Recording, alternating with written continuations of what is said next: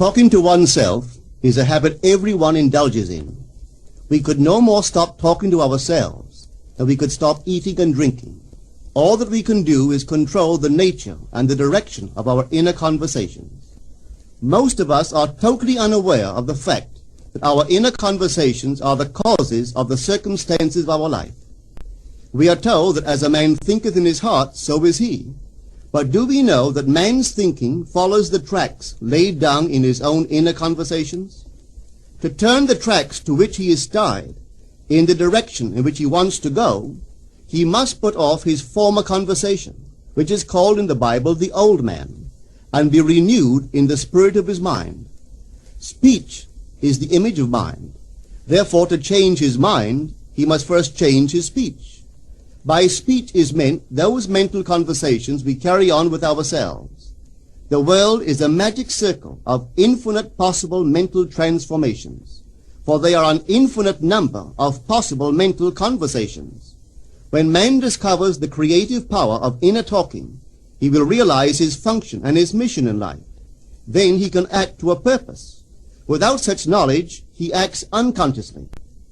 Everything is a manifestation of the mental conversations which go on in us without our being aware of them. But as civilized beings, we must become aware of them and act with a purpose.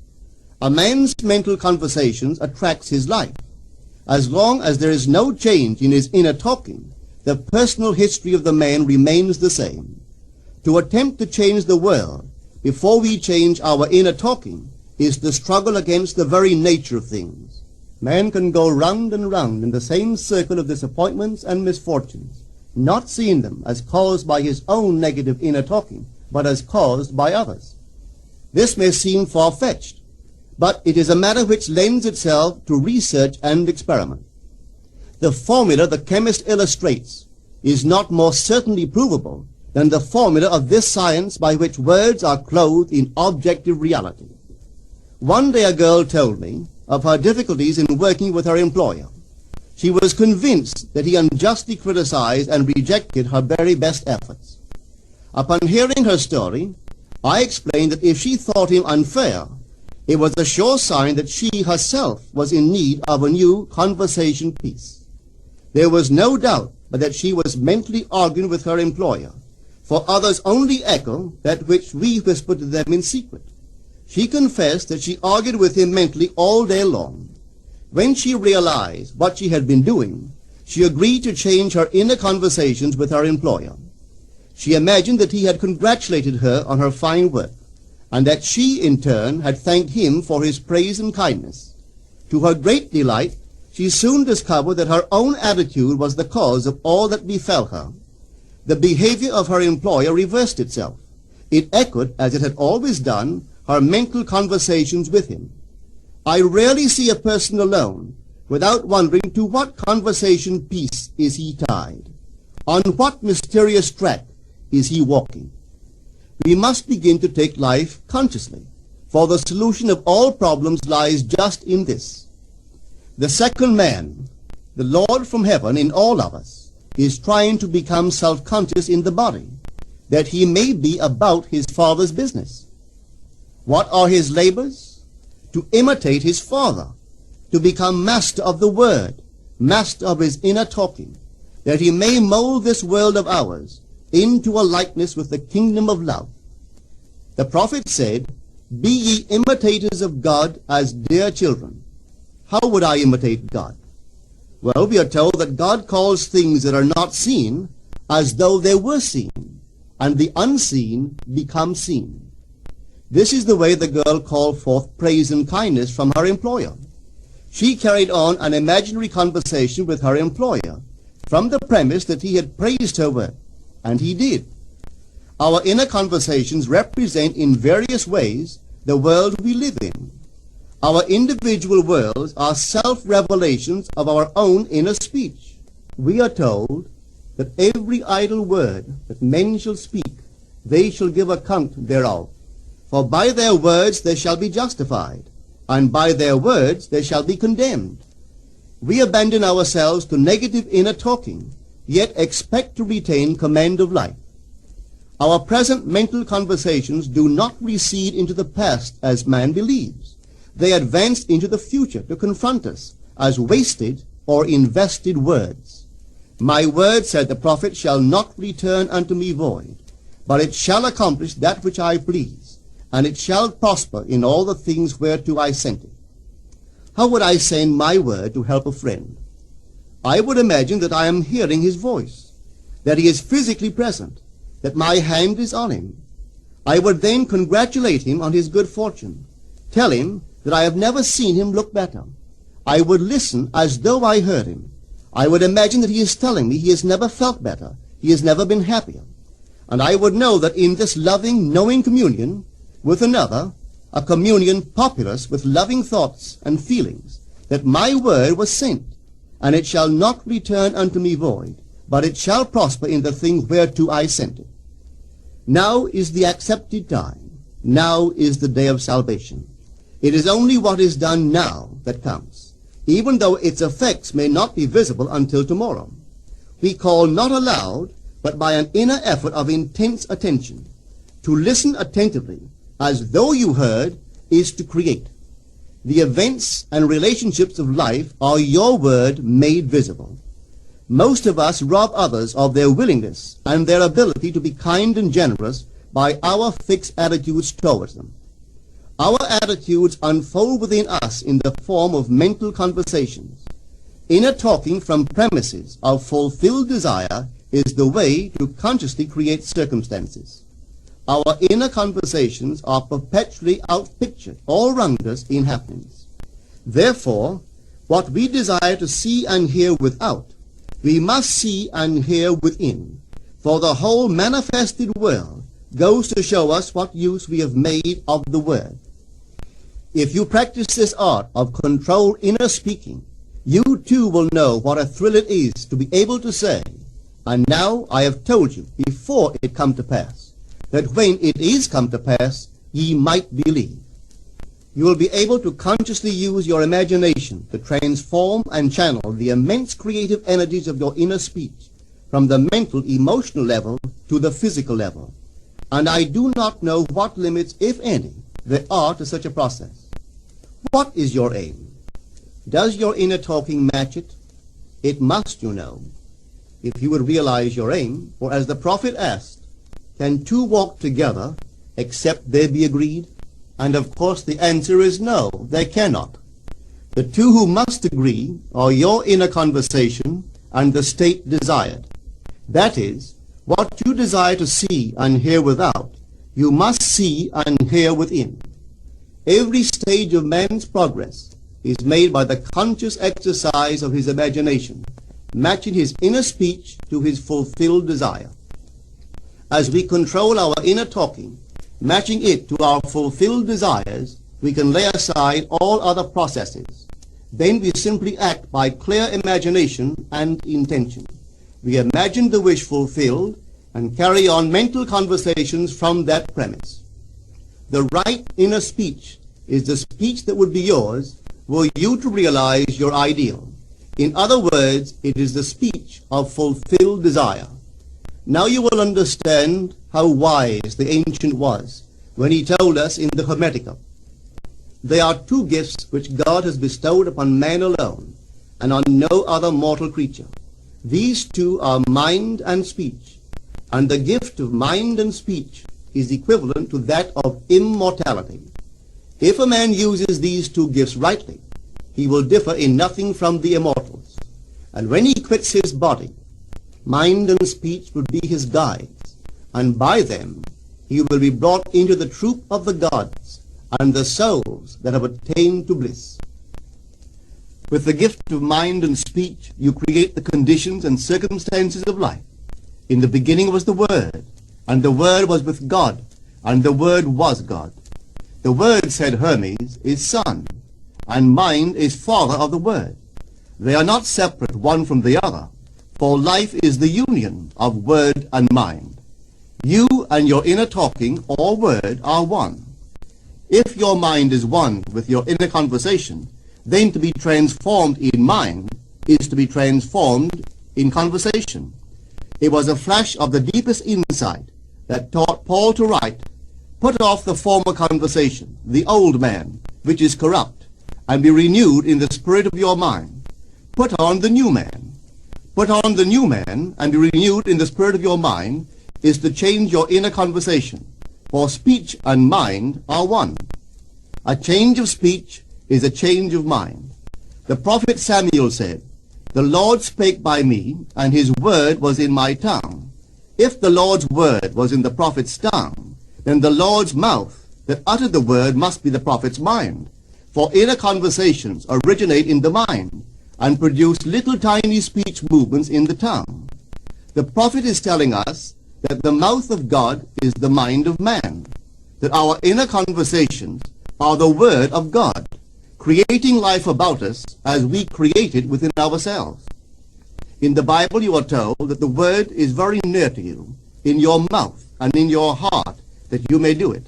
See, I have set before you this day life and good, death and evil, blessings and cursings. Choose life.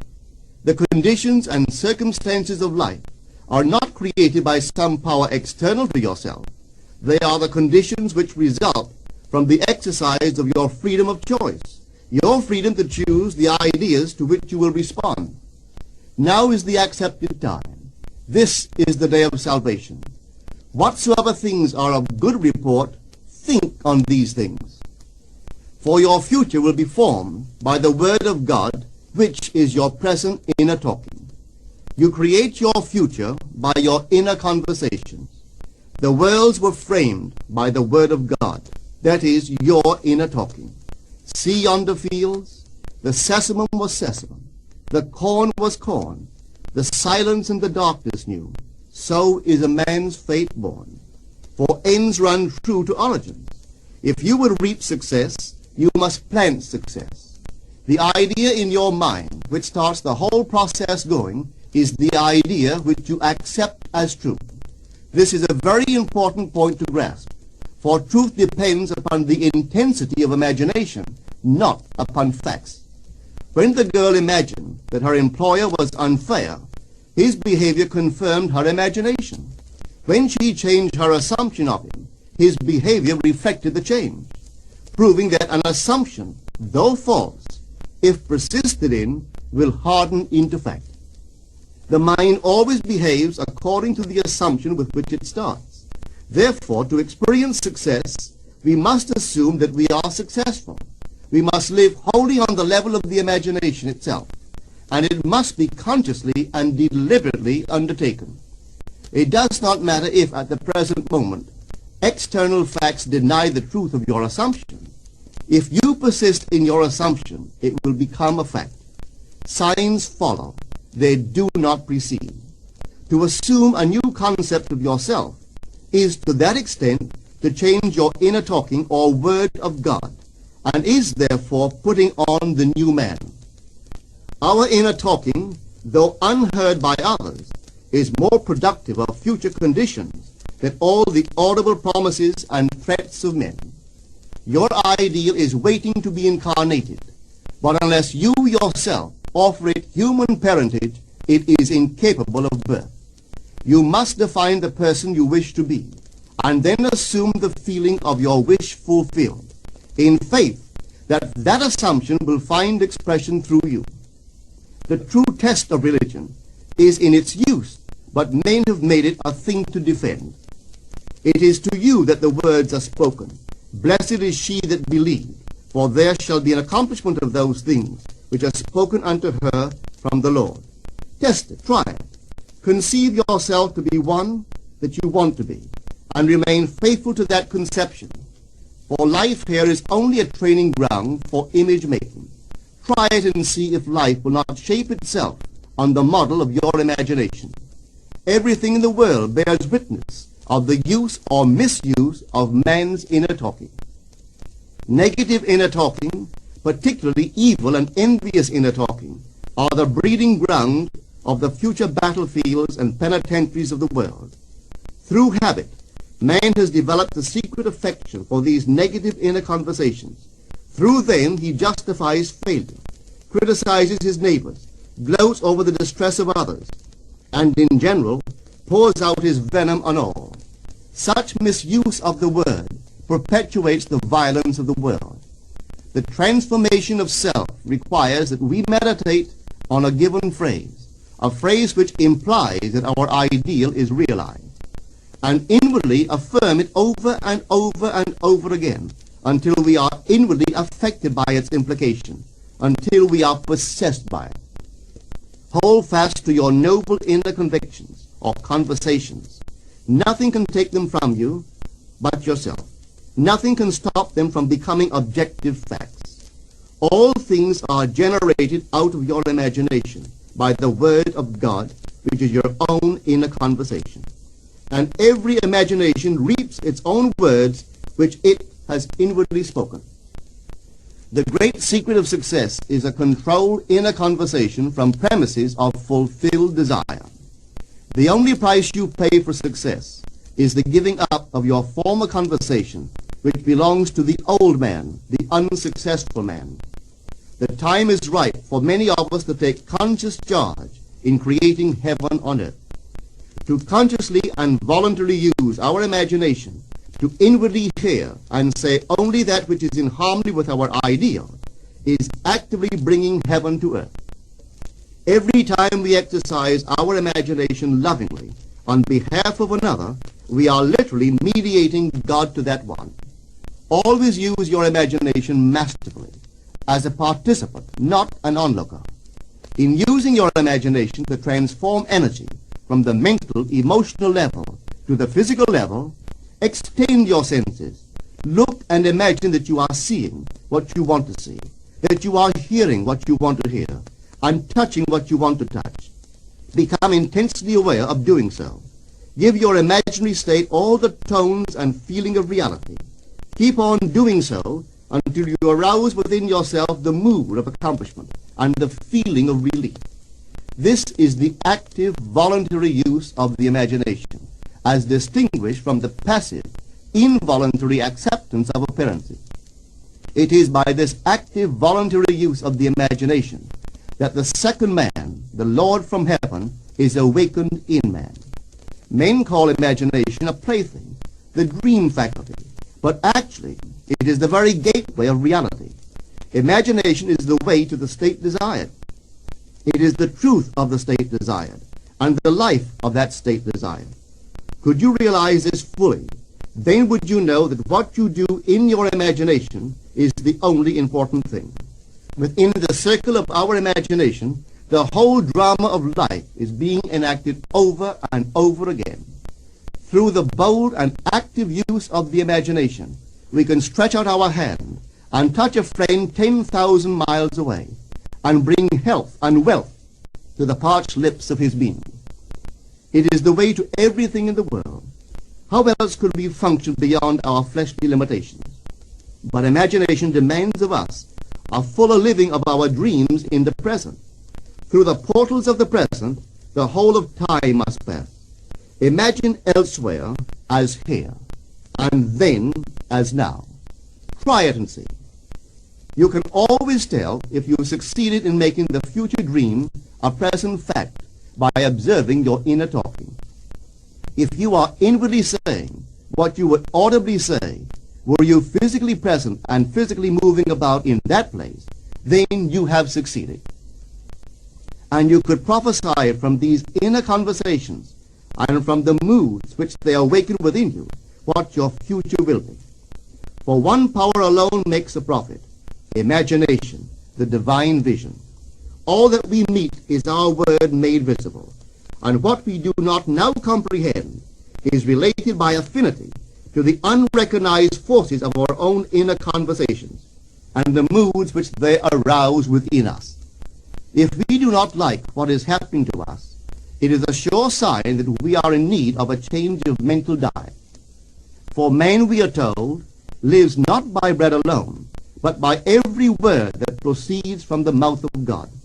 And having discovered the mouth of God to be the mind of man, a mind which lives on words or inner talking, we should feed into our minds only loving, noble thoughts.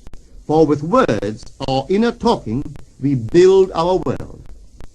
Let love's lordly hand raise your hunger and thirst to all that is noble and of good report, and let your minds starve